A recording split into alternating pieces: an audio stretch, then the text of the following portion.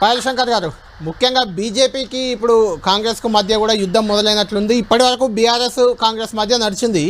ఇక్కడ చాలా సీరియస్ కామెంట్లు. అసలు మోడీ ఏం చేశారు, మోడీని ప్రధాని చేస్తే ఇంకేం వస్తుంది, ప్రధాని కంటే ఇంకెక్కువ ఏం కాడు కదా, ఢిల్లీ మోడీ, గజ్వేల్ కేడీ ఇద్దరు ఒక్కటై కుట్రలు చేస్తున్నారు, ఇలాంటి వ్యాఖ్యలు వీటిని ఎలా చూస్తారు? అదేవిధంగా డీకేఆర్లను, రఘునందన్ ఉద్దేశించి మాట్లాడిన మాటలను అందులో తప్పేం లేదని వెంకట్ గారు అంటున్నారు. ఇప్పుడు అందరికి నమస్కారం, ప్యానల్ అందరూ ప్రేక్షకులు. మొదలుగా ఈ భాష ప్రతిపక్ష పాత్రలో ఉన్నప్పుడు కొంత ఈ భాష ప్రయోగం చేస్తే అక్కడక్కడ కొంత ఉత్సాహం నింపడానికి పనిచేస్తుంది. కానీ ఈరోజు రేవంత్ రెడ్డి గారు రాష్ట్ర ముఖ్యమంత్రి హోదాలో ఉన్నారు, చాలా గొప్ప బాధ్యత నిర్వహిస్తారు. ఒక మహిళ పట్ల మాట్లాడుతున్నప్పుడు అన్ని రకాలుగా ఆలోచించి మాట్లాడితే బాగుంటది. మరి అదేవిధంగా రేవంత్ రెడ్డి గారు ఒక విషయాన్ని కూడా తెలుసుకోవాల్సిన అవసరం ఉంది. ఇదే రకమైనటువంటి మాటలు, ఈ రకమైనటువంటి అహంకారాన్ని వ్యక్తం చేస్తేనే టిఆర్ఎస్ పార్టీకి ఏ రకమైనటువంటి గతిని రాష్ట్ర ప్రజలు వర్తించదో 4 నెలల క్రితం జరిగింది. అహంకారాన్ని అనగదొక్కడానికి, అహంకారం మీద మేము తొక్కుతూ బల్గూర్ వెంకట్ గారు ఒక మాట మాట్లాడుతూ ఏమన్నారు అని అంటే, మేము వ్యక్తిగతంగా మాట్లాడలేదు, ఈ తొక్కుతూ పోతాం అనే ఈ మాట ఈ రాష్ట్ర ముఖ్యమంత్రి హోదాలో మాట్లాడడం సరైనటువంటి విషయం. మరి అదే రకంగా ఈరోజు రఘునందన్ గారి మీద మాట్లాడుతూ రేవంత్ రెడ్డి గారు ఏమన్నారంటే, మీరేం చేసిండ్రో మేము చూపియండి, మేము బస్సులు వేసుకొని వస్తామని చెప్పారు. తెలంగాణ రాష్ట్రానికి కేంద్ర ప్రభుత్వం 10 లక్షల కోట్ల రూపాయలు. రేవంత్ రెడ్డి గారు ఇంకో విషయం మాట్లాడారు. 1980లో ఇందిరాగాంధీ గారు మెదకులో పోటీ చేస్తే 80 కన్నా ముందు వచ్చినటువంటి పరిశ్రమలు ఇందిరాగాంధీ గారే తెచ్చినట్టు మాట్లాడారు. ఒక రాష్ట్ర ముఖ్యమంత్రి గారి హోదాలో ఈ తిట్లు ఒక పక్కకు తిడితే వాస్తవాలు మాట్లాడలేకపోతున్నారు ఇంకో పక్క. ఓకే, ఒక బాధ్యత ఆయనకు ముఖ్యమంత్రి హోదాతో, అదేవిధంగా ఇటు రాష్ట్ర కాంగ్రెస్ పార్టీ పదవి ఈ రెండు నిర్వహించడం వల్ల కొంత ఏమైనా ఒత్తిడి అవుతుందో, లేదా కొంత స్క్రిప్ట్ రాసిచ్చే వాళ్ళు కూడా కొంత ఏదన్నా మరి అటు ఇటు ఏమైనా రాసిస్తున్నారేమో అనుమానం వస్తా ఉన్నది. కానీ ఏదైనా కేడీని తొలగించినాము, మోడీని తొలగిస్తామనంటే ఈరోజు ప్రపంచ సర్వేలన్నీ కూడా 3వసారి ముచ్చటగా నరేంద్ర మోడీ గారు దేశ ప్రధానమంత్రి కాబోతున్నారు అని చాలా స్పష్టంగా చెప్తుంది. ఈ రాష్ట్రంలో కాంగ్రెస్ పార్టీ ఎంపీలు గెలిచి ఢిల్లీకి వచ్చి చేసేది ఏమీ లేదు. మేము చెప్పాల్సిన విషయాలు చెప్తున్నాం, మీరు చెప్పాల్సిన విషయాలు చెప్పండి. కానీ ఎవరినైనా సరే, నాకు రేవంత్ రెడ్డి గారు అంటే వ్యక్తిగతంగా గౌరవం, కానీ ఎవరినైనా సరే ఆ రకమైనటువంటి వ్యక్తిగతంగా ఆ రకమైనటువంటి భాష మాట్లాడడం మంచిది కాదేమో నాకు అనిపిస్తున్నది. మీరు చేసే పనుల గురించి చెప్పండి, గతంలో చేసిన పనుల గురించి చెప్పండి, ఫలానా పనులు చేస్తామని చెప్పండి. కానీ కేవలం వ్యక్తిగత విమర్శలతోనే పూర్తిగా రాజకీయాలు చేస్తామనంటే ప్రజలు ఆ విషయాన్ని కూడా సహించరు. ఒక వ్యక్తి లేదా ఆ పార్టీ తప్పు చేసిన కారణంగానే టిఆర్ఎస్ పార్టీని ఏ రకంగా టిఆర్ఎస్ పార్టీకి బుద్ధి చెప్పాలో రాష్ట్ర ప్రజలు బుద్ధి చెప్పారు.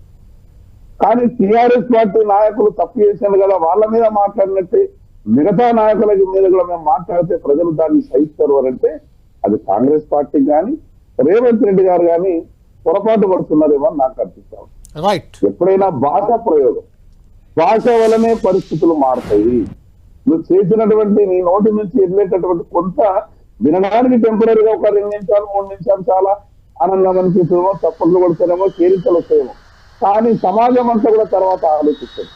ఈ రకమైనటువంటి మాటలు మంచిది కాదు అని సమాజం ఆలోచించినప్పుడు రేపు జరిగేటటువంటి ఓటింగ్ లో ఈ మాటలన్నీ కూడా రిఫ్లెక్ట్ అయ్యాయి. రైట్ శంకర్ గారు, మీరు మొత్తం విన్నారు, ఇద్దరు ఆర్గ్యుమెంట్ విన్నారు.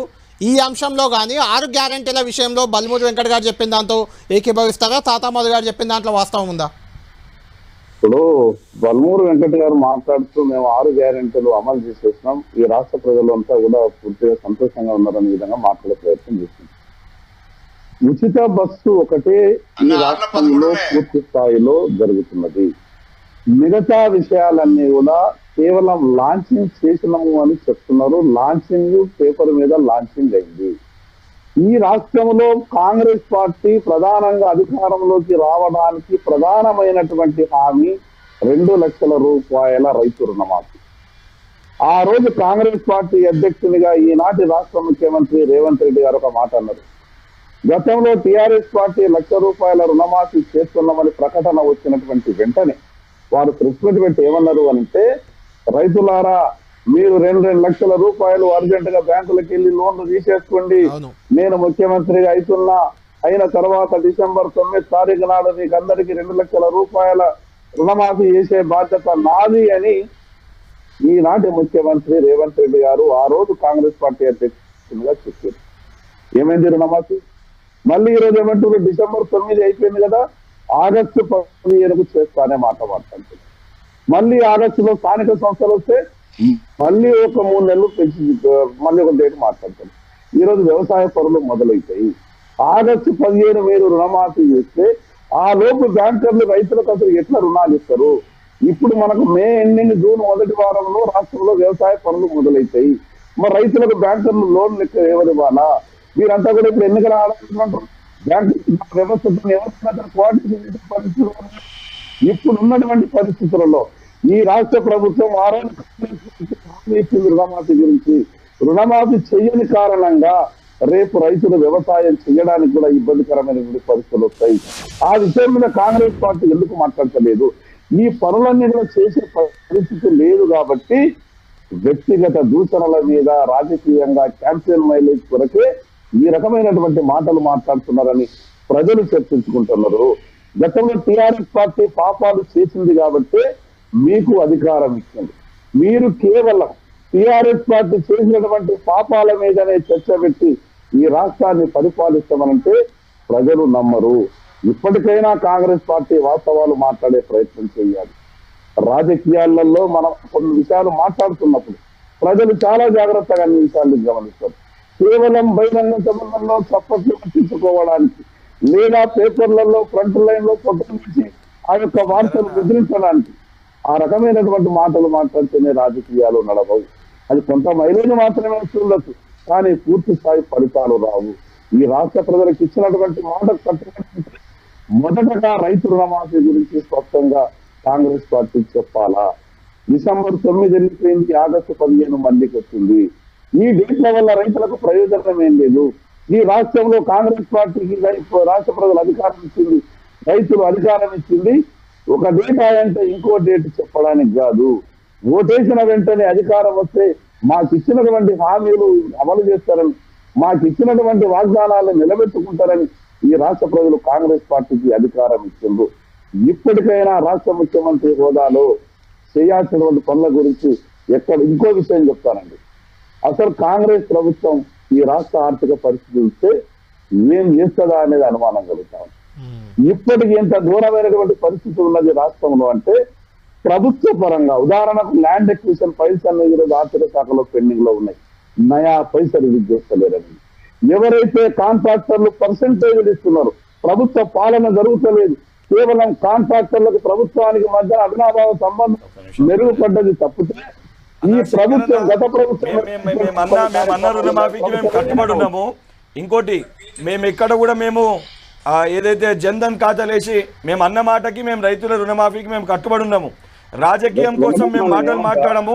మోడీ గారు ఏదైతే 15 లక్షలు జన్ధన్ ఖాతాలు వేస్తానని అన్నారో మీరు అటువంటి వ్యాఖ్యలు చేస్తారు. అదొక జుమ్లాని అమిత్ షా గారే మాట్లాడారు. జన్ధన్ ఖాతాలో 15 లక్షలు వేస్తామని చెప్పిన మోడీ గారి మాటలకి అమిత్ షా గారు నేరుగా అదొక జుమ్లా అని చెప్పారు. మేము ఆ రకంగా మేము ఎక్కడ కూడా రాజకీయ లబ్ధి కోసం మేము మాట్లాడే మాటలకు కట్టుబడి లేకుండా లేము. నేను ఒక మాట చెప్తా. నేను ఎందుకు రైతులకు సంబంధించిన స్పెసిఫిక్ ఈ విషయాన్ని నేను కోడ్ చేసినానంటే, అన్న వ్యవసాయ పనులు మే చివరి వారంలో జూన్ మొదటి వారంలో మొదలవుతుంది. మీరు ఆగస్టు 15 రైతులు వ్యవసాయం ఎట్లా చేస్తుందన్నా? అంటే ఒకటి వెంకట్ గారు, శంకర్ గారు అన్న దాంట్లో